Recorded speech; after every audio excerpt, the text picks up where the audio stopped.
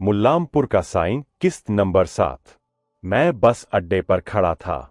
सिर पर किताबों और कैसेटों की भारी गठरी और दिल में उससे कहीं ज्यादा भारी सवाल। दूर दूर तक बस का नामो निशान नहीं था और जो मेरे साथ खड़ा था वह मेरा बोझ उठाने नहीं आया था, बल्कि अपना बोझ मेरे सिर पर डालकर चला गया। उसने कुछ कहा नहीं, बस चुपचाप मुझे अपना काम सौंप दिया। अब मुझे गांव-गांव घूमना था, उसके मजहब का एजेंट बनकर, बिना तनख्वाह, बिना तयशुदा मेहनताना, सिर्फ एक वादे के सहारे, मरने के बाद सब मिल जाएगा। मैं सोच रहा था, जो आदमी जिंदगी में मुझे एक छोटा सा घर नहीं दिला सका, मेरी खोई हुई शादी नहीं लौटा सका, उससे मरने के बाद महल और हूरों की उम्मीद रखना क्या वाकई अक्लमंदी है। भूख का हमला सुबह से पेट में कुछ नहीं गया था। बस अड्डे पर एक रेहड़ी वाला पकौड़े तल रहा था। तेल की खुशबू सीधे मेरी रूह पर वार कर रही थी। मैंने जेब टटोली। कुल रकम 7.5 रुपए। इतने में या तो बस का किराया दिया जा सकता था या जिंदगी को थोड़ी देर और रोका जा सकता था। मैं धीरे धीरे रेहड़ी के पास गया, न हाथ फैलाया, न आवाज ऊंची की, बस इतना कहा, भाई, मैं मुसाफिर हूं, आज जेब खाली है, एक प्लेट पकौड़े मिल जाए तो। उसने मुझे ऐसे देखा जैसे मैंने उससे पकौड़े नहीं, उसका ईमान मांग लिया हो। मुफ्तखोर पहले ही बहुत है। मैंने चुपचाप एक कैसेट निकाली। ये रख लो, असली है, मौलाना का बयान है। वह हंसा, मुझे रेडियो ही बहुत है। मैंने आखिरी दाव खेला, सवाब मिलेगा। उसी वक्त एक और मौलवी आ खड़ा हुआ। कैसेट देखी, उसका चेहरा बदल गया। गुस्सा, गैरत, नफरत सब एक साथ उमड़ पड़े। शर्म नहीं आती, अल्लाह के कलाम को पकौड़ों के बदले बेचते हो।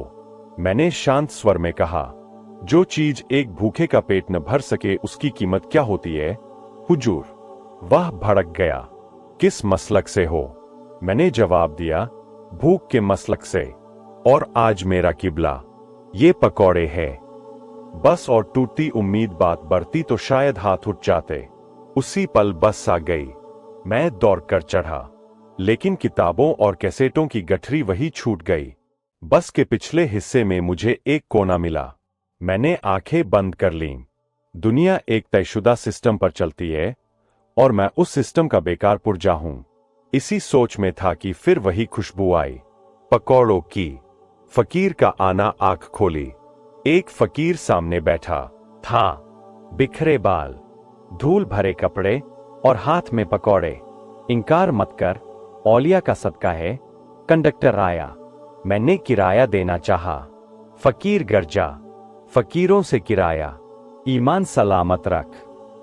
कंडक्टर सहम गया, पैसे वापस कर दिए। मैंने पकौड़े खाए, पेट ही नहीं रूह तक भर गई।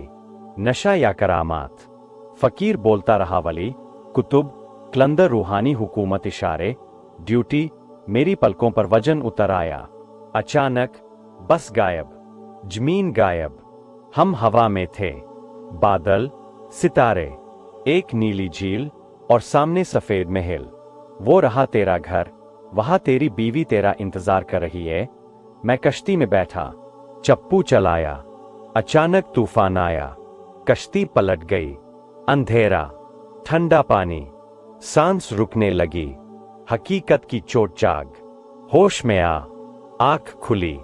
न झील थी न महल, एक टूटा हुआ छप्पर, चारपाई, लालटेन, 2 आदमी।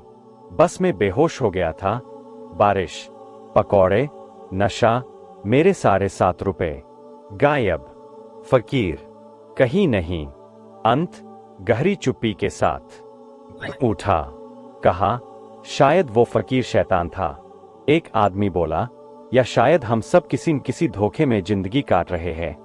मैंने आसमान की तरफ देखा और सोचा, जो भूखे को रोटी न दे, वो वली हो या मौलवी, मेरे किसी काम का नहीं। फकीर की नहीं, हमारी है। अंधेरे का एक लंबा सफर तय करने के बाद रात के किसी पहर में धोबियाना बस्ती पहुंचा। सर्द हवा हड्डियों में उतर चुकी थी। तीसरी बार दरवाजा खटखटाने पर अंदर से एक थकी हुई आवाज आई, कौन है? मैंने कांपती आवाज में कहा, मैं हूं चाचा। दरवाजा खोलो, बाहर बहुत ठंड है। कुछ देर की खटरपटर के बाद दरवाजा खुला। चाचा ने बिना कुछ कहे कुंडी खोली और वापस अंदर चले गए। मैंने ठंड से सुन्न हाथों से दरवाजा बंद किया। कमरे में घुसा तो देखा चाचा कंबल में घुसे रेडियो पर दुनिया की खबरें सुन रहे थे। मुझसे हाल पूछना तो दूर, उनकी आंखें और कान लंदन से आती आवाजों में उलझे थे। रेडियो पर वही रोज की कहानी, कहीं जुल्म, कहीं आग, कहीं मासूमों की लाशें, और हर जगह सिर्फ बयान, सिर्फ अफसोस। मैं चुपचाप चारपाई पर बैठा सुनता रहा। आखिरकार भूख ने सब्र तोड़ दिया। मैंने धीमे से कहा, चाचा, मैंने आज कुछ नहीं खाया, बहुत भूख लगी है। उन्होंने रेडियो की आवाज कम की और बाहर चले गए। थोड़ी देर बाद लौटे। उबली हुई मक्के की एक ठंडी भुट्टा हाथ में थी।